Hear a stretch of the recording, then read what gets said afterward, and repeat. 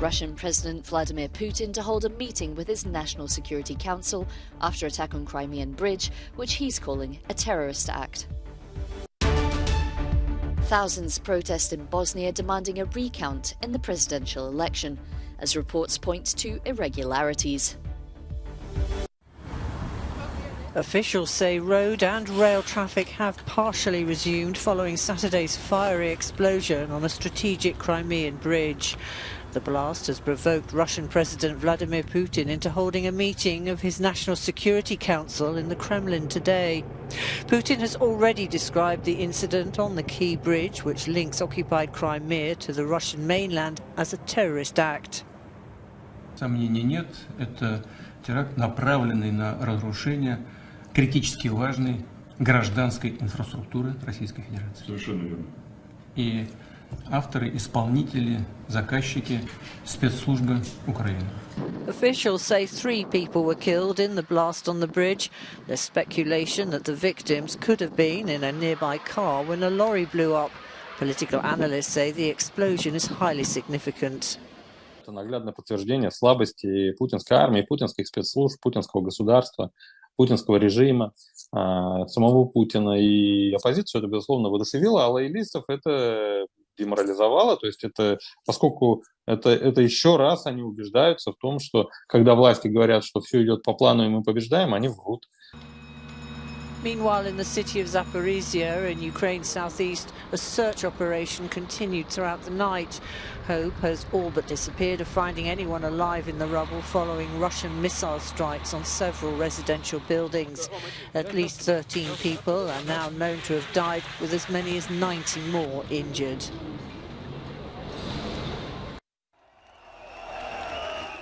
Thousands of people in Bosnia took to the streets for the second time in a week, alleging that a pro-Russian Bosnian Serb leader had rigged a ballot during a general election earlier this month. The opposition parties in Republika Srpska, one of 2 entities of Bosnia-Herzegovina, say the candidate they backed, Helena Trivic, defeated longtime nationalist leader Milorad Dodik in the October 2nd election. They are demanding a recount of the votes for president amid reports of dozens of election irregularities. In a speech, Trivic demanded judicial institutions to conduct investigations and criminal charges to be taken against all individuals who took part in organised election theft, for which she says they already provided evidence and that the public is aware of it all. She added that thieves have altered the election will of the people. Dodik, who is the most powerful politician in the Bosnian Serbs' semi-autonomous region, has denied allegations that he orchestrated an election fraud. He has ruled practically unchallenged for years, despite being sanctioned by the West, for advocating the separation of Republika Srpska from the rest of Bosnia. Final results of the October 2nd vote in Bosnia are yet to be announced.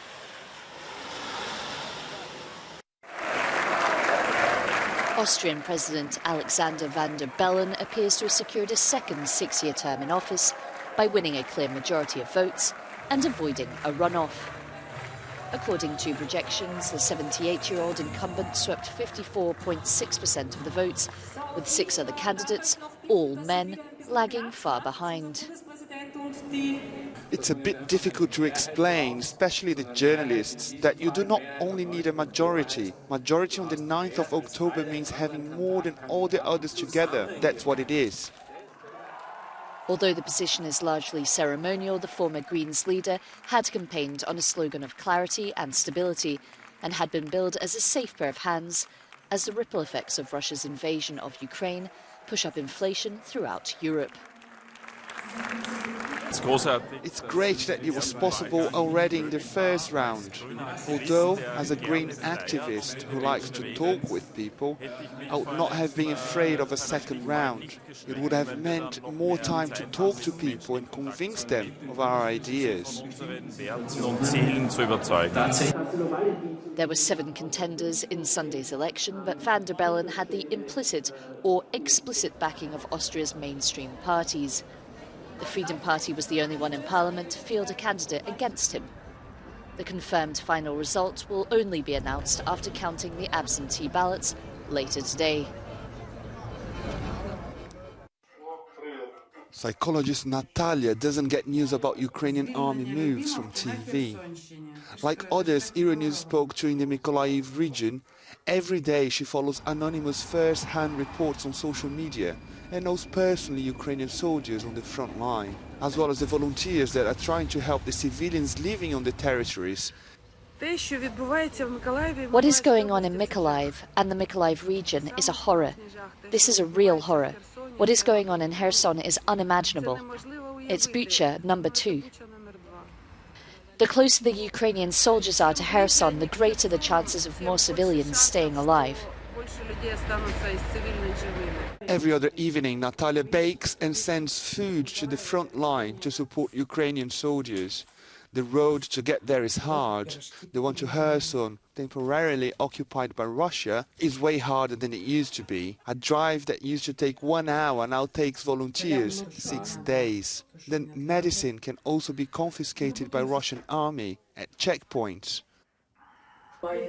Countless villages in the south stand in ruins, with their former inhabitants now displaced. Among them is Maria. Nothing is left of her family home in the Kherson region. Her husband was the last one evacuated 6 days after a rocket fell on his doorstep. My grandchildren. Children are such good people, all of them. The war has scattered us. You all had to leave your village? Yes, and our grandson went there and saved his grandfather. To do that, the young man walked alone into the village under fire. The mission appeared too risky even for any humanitarian organizations around. A wide network of charities and volunteers support the army and those in most need. Despite extreme fatigue, their devotion is remarkable. We know a lot of our soldiers taking back our land centimetre by centimetre, and we are very grateful for it. We are trying to do everything possible to bring victory closer.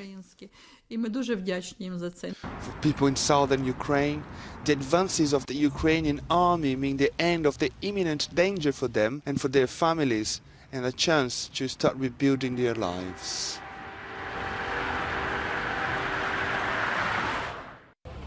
Deadly landslides have struck the central Venezuelan town of Las Tejerías, sweeping homes away and killing at least 25 people. 52 others are missing after the banks of 5 small rivers burst, following relentless rain. Over 1,000 rescuers are looking for victims under the debris.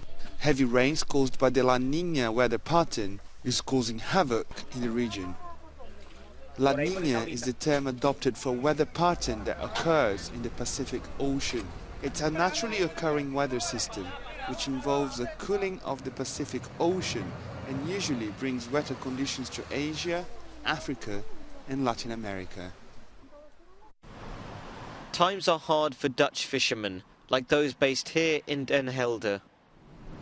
According to an estimate by the Wageningen University, about 40 of the 75 large Dutch cutter companies fishing for sole and place will stop soon. It's all becoming less and less viable. While Dutch fishermen can continue to fish in British waters after Brexit, they get a progressively smaller share as the years go by.